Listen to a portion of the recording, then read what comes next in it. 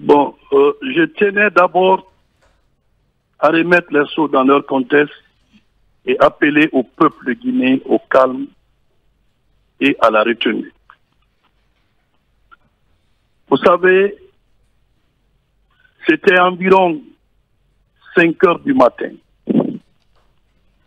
Des hommes lourdement armés ont fait irruption à la maison centrale de Conakry. Ils ont réussi à partir avec 4 accusés dans le procès des événements du 28 septembre, notamment le capitaine Moussa Dadis Camara, Claude Pivi, y compris bien entendu Kegoro qui a été repris, qui est déjà à la maison centrale. Et cette situation, comme je vous l'ai dit, vient à un moment où le tribunal de première instance de Dixine vient de rendre une autre ordonnance pour renvoyer 4 autres accusés devant le tribunal criminel. Mais, puisque les enquêtes sont en cours, l'heure n'est pas à décrire ou à dire quoi que ce soit sur les éléments d'enquête, puisque au moment où je vous parle, toutes les frontières sont fermées, toutes les dispositions sont en train d'être prises. Je dis au peuple de Guinée de s'assurer qu'ils seront retrouvés partout où ils seront. Comme vous le savez, si vous vous souvenez le cas de Koya, on pouvait penser à un moment donné, j'étais obligé d'évacuer les gens de Koya. Koya est en construction. La maison centrale est en construction. Lorsque vous regardez la maison centrale, les gardes pénitentiaires sont à l'intérieur de la maison centrale. Mais tout aux alentours, il y a des forces de défense et de sécurité qui sont là-bas. Comment l'on peut briser cette ligne de défense, rentrer jusqu'à la maison centrale? Les responsabilités vont être situées. Encore une fois de plus, je peux dire à l'instant T que la situation telle que les gens sont en train d'écrire, cette situation, elle connaîtra un dénouement heureux. Nous avons dit que ce soit capitaine Moussa Dadis Camara et autres. Nous nous sommes engagés à organiser un procès juste et équitable, où chacun a un droit de venir se défendre, où chacun a un droit d'avoir un conseil. On s'est battu même pour donner les moyens aux avocats, pour pouvoir assurer la défense des accusés. Nous avons mis en place toute une administration pour que chacun puisse se défendre, comme dans les autres pays. Je crois que la meilleure façon de pouvoir laver son honneur, de pouvoir laver, si vous voulez, ce qu'on qualifie d'accusation, c'est d'accepter de rester sous main de justice. Parce que dans tous les cas, nul ne peut se soustraire de la justice pour longtemps, pensant pouvoir rester sans qu'il ne soit demandé de sa responsabilité. Nous ne sommes pas au niveau du fond du dossier. Il y a une juridiction qui est en train de juger. Mais pour ce cas d'évasion précis, vous savez que l'évasion en soi est une infraction. Ça n'a rien à voir avec ce qui s'est passé au niveau du stade du 28 septembre.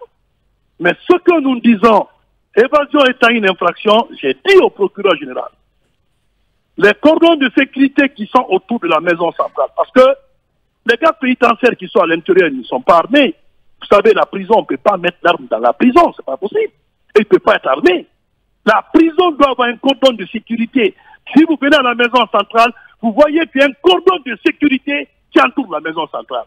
La question, comment est-ce que l'on peut briser cette ligne infaillible, rentrer, extirper, et ça ne va pas être comme ça. Alors, monsieur, ça ne va pas être comme ça, et permettez-moi, je peux vous dire une seule chose. Quand on s'est évadé ici, il est parti jusqu'à Mauritanie, on l'a ramené. On l'a ramené. Il est parti jusqu'à Mauritanie. On l'a ramené. Le belgo-marocain. On l'a ramené. Aujourd'hui, cette tendance qui est en train peut-être d'être interprétée autrement, nous disons que cette justice-là, les victimes ont le droit de connaître la vérité. On n'accuse personne. Le peuple de Guinée a besoin de la réconciliation. Et pour que cette réconciliation soit, il faut que la vérité soit connue. Monsieur le ministre. Cette justice, elle n'est contre personne, elle n'est pour personne. Bien, monsieur le ministre, acceptez qu'on vous pose des questions. Ce qui inquiète aujourd'hui, quand on parle des tirs d'armes à feu au niveau de la maison centrale, est-ce que vous savez, au moment où nous sommes, quel est le bilan qu'on peut dresser sur des cas de blessés où on ne sait pas... Merci beaucoup. Oui, non, je vous donne, parce que c'est normal que vous pensiez comme ça. Vous savez, à la maison centrale aujourd'hui, il n'y a eu aucun cas de mort. Il n'y a eu aucun cas de mort. Pour le moment, aucun cas de blessé par balle ne m'a été remonté. Vous savez, les assaillants, quand ils viennent, quand ils veulent réussir leur mort operandi, il faut créer la terreur, il faut créer la panique. Il faut tirer partout pour dire à l'opinion de ces gens. Tout ça, ça fait partie des méthodes par lesquelles ils peuvent mettre en exécution leur plan. Mais ce qui est évident, à l'heure où je vous parle, la maison centrale est totalement bouclée.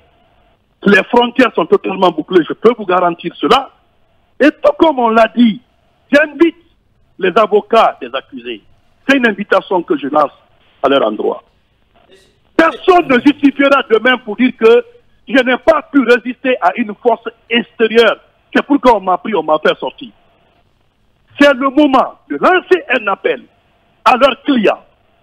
Parce que sachant très bien quelles sont les conséquences juridiques qui s'attachent, de leur demander tout simplement de se présenter au commissariat ou à la gendarmerie la plus proche. C'est vrai qu'une bonne foi qui peut être traduite de par cet acte, mais encore une fois de plus, l'enquête est en cours, je n'en donnerai pas plus d'informations par rapport à ça. Il n'y a aucun cas de blessé par balle qui m'a été remonté, et rassurez-vous, les responsabilités seront situées.